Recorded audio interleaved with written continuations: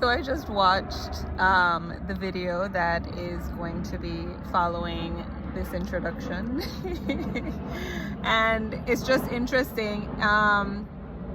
You know, perhaps you're interested in viewing, perhaps not.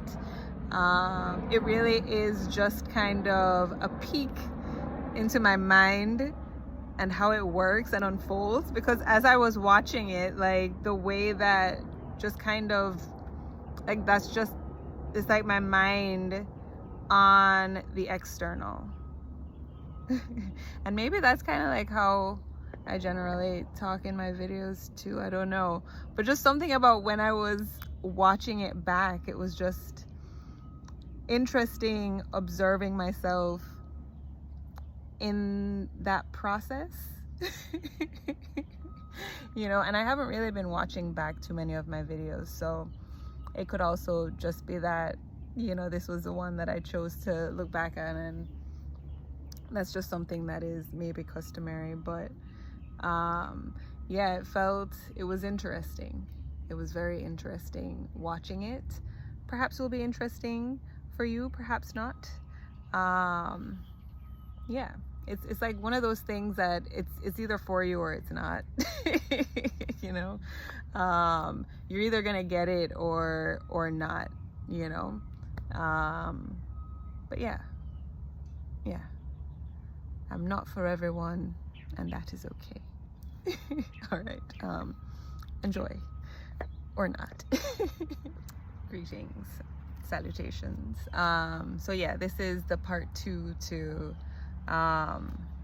my stream of consciousness writing. Yeah, just kind of wanting to go into the thought processes as I was writing it, and it was really just the idea of trying to let go, and then realizing in moments that I was still thinking about what it is that I'm writing. You know, I wasn't just like letting go and allowing it to flow through. Like it was like recognizing the thought and just recording the thoughts that were coming through, which I guess is, you know, stream of consciousness writing. I'm literally just writing like exactly as the thoughts are coming through.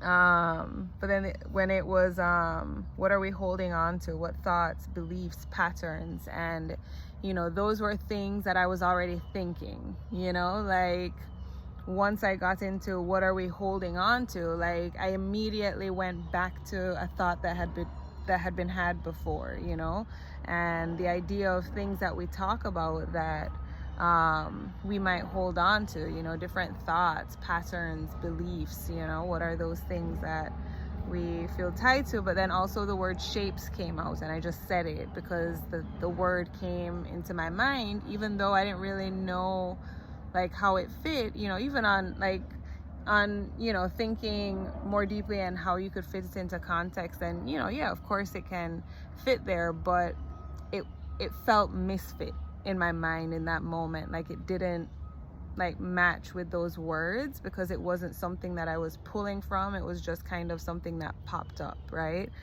So then it was like shapes. What does shapes mean? You know, is there like a meaning behind that? Is it like the word is something, you know, important about that word? Is there any context to that, or is it just something that's like it came up to disrupt the pattern? You know, it came up to disrupt like the thought and where it would usually go, shifting it to something else. And then because I started thinking about that and questioning and searching for meaning in it, there was the question of, all right, so is this letting go of thought? Like now I'm, what is it? Is searching for meaning letting hold or letting go? I actually meant to write is searching for meaning letting go, but I accidentally wrote an H and then filled in hold.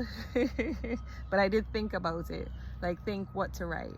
Yeah, I think that's what it is. It's the idea of thinking, what should I write next? Like what should come after this? Like what makes sense to come after this, instead of just like letting go of what makes sense. It doesn't need to make sense, you know? So the idea of shapes, you know, going in there is just the idea that this writing, you know, thing, it doesn't have to make sense. There's no sense that needs to be made of it. I can just really allow whatever to come out, and it might make sense, it might not, but not trying to make it make sense, you know. And then it was like, don't read above to try and make sense, because for a second, like, my eyes went up and then immediately back down. It was like,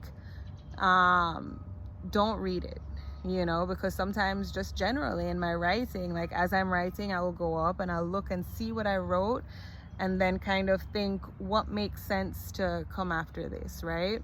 Because sometimes I'll forget what I wrote or whatever. So just going back and, you know, you read, and then you kind of, your thought kind of fills in the blank after it, you know.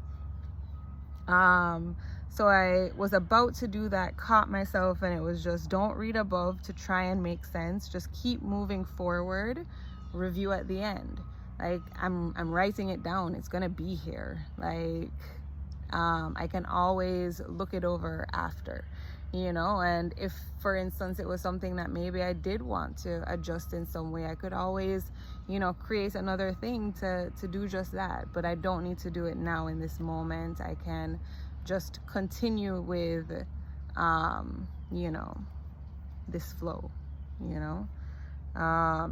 Don't let the past interrupt your flow, not even in thought, you know. And also with these things at the same time, thinking of how it makes sense, not just like here in my experience with this writing, but just in life, you know. Don't let the past interrupt your flow. So often we're allowing things from our past stopping us from moving forward, right? Blocking us off, yeah, from taking steps to go in a different direction, you know. It's like we feel this tether kind of thing, so it's allowing ourselves to, you know, move forward, you know. There are going to be moments to reflect and to look back, but it's not something that has to keep us anchored anywhere, right? We don't have to feel yeah, like stuck in any position. We can always move forward. Yeah, and then I wrote, you were holding thought to write, but now let go. Because I realized that as I was writing like too fast. My thoughts weren't able to come out in time. So I was holding on to the thought that came to mind to write it, instead of just like letting those thoughts go and, you know, it's okay if I don't get to write them, whatever comes next will go down. It was recognizing that I had the thought and I held on to it, right? And that was okay. You know, I'm not saying that as like a negative thing. I think still within all of it, it was a stream of consciousness flow. Like all of those things were flowing through my consciousness in that moment, and I was allowing myself to record that, you know. And it was a recording of me as I am witnessing myself in thought, if that makes sense. But yeah, we're holding thought to write, but now let go. So when I said, but now let go, like as I was writing, I forgot the thought. And I was just like, all right, it's fine. I'm not, because usually what I would do is I would pause and try to think of what it was that I just said. Like, what was the thing? What was on my mind? Like, what did I go into this room for? Or, you know, I would pause and really try to go back in the thoughts to kind of find what it was. But it was okay. I let go. And then it said forget, not bad. It was supposed to be forget, but I accidentally put the N there and, you know, went with it. Forget, bad. You looked back, misspelled, because I did look back at the word after to see that to confirm, yeah, that's misspelled. Or not to confirm, like I knew I did, but I looked back at it. So then I recorded that. So it's not bad to forget, as in with the thoughts that were let go of, even though I didn't get to write them. So it's not bad to forget. It's okay to let it go. Other thoughts will come, right? And, you know, again, just thinking of how that applies just in life, you know, even in the idea of like connection to spirit, or, you know, intuition. You know, sometimes there's so many different opportunities that are available to us, but we're not able to recognize them because we're not, you know, tuned into, I don't know what I'm trying to say, but I think I'm trying to say two different things maybe. But yeah, just the idea, yeah, I lost my train of thought. Yes, I look back because I misspelled. And then I said, does that require a hyphen? Because I misspell with a hyphen, spell. So I was like, does that require a hyphen? I just put the words together. And yes, I acknowledge that that was the thought in my head. Another held thought is what I just said. The fact that that was the thought that I just said, I held it in my mind and then wrote it down after I finished what I was writing before. So I held it instead of just continuing to thinks. And then yeah, my wrist is now hurting. I was like feeling that pain, and I was just like, okay, maybe it's a good place to stop, you know. And yeah, ended it there.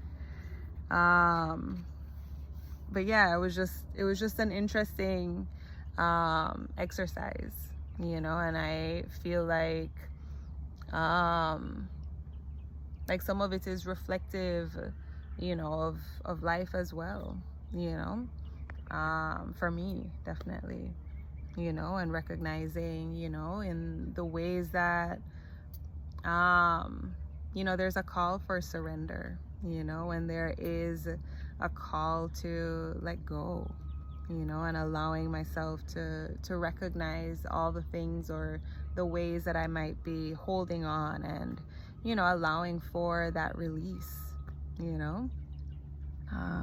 But yeah, it's just yeah. It was a really cool exercise. So yeah, try it out. I'd love to see how that goes for you, how that flows for you. Yeah, I mean, I know this is something that people do all the time, and I've done in a sense before, but this is the first time I like really sat intentionally with it, and then just being able to kind of reflect on it after. Yeah, it was a beautiful experience. But yeah, with that, in this moment, I believe I am complete. Yeah, sending much love.